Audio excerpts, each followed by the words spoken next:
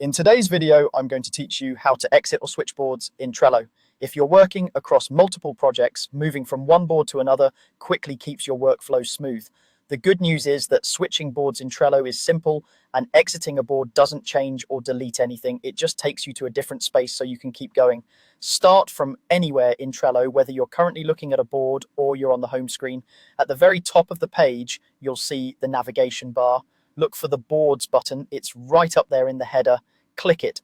This opens the board switcher, which is like your quick hub for moving around Trello.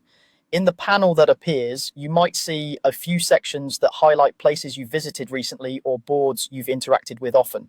If the board you need isn't listed in that initial view, choose All Boards. Clicking All Boards expands the view to show the full set of boards you have access to, organized by their workspaces. This is especially helpful if you're part of multiple teams or you haven't opened a board in a while.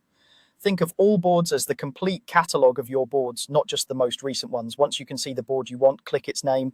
That's all you need to do to switch. As soon as you select it, the new board loads automatically. You don't have to close anything or confirm any prompts. Trello simply takes you straight into that board's lists and cards. You'll know you've switched successfully when you see the new board title at the top and the content updates to match the project you chose. A quick note on expectations.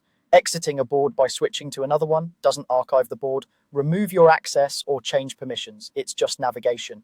If you ever need to move again, repeat the same process. Click the boards button, open all boards if needed, and select your next destination. It's a reliable rhythm that keeps you focused on the work rather than the clicks. If you're part of many workspaces, it helps to look for the board under the correct workspace header to make sure you're opening the right one.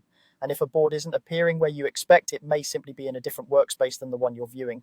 That's it. Click boards, open all boards when you need the full list, pick the board you want, and it loads automatically. Simple, fast, and perfect for staying organized as you move through your day.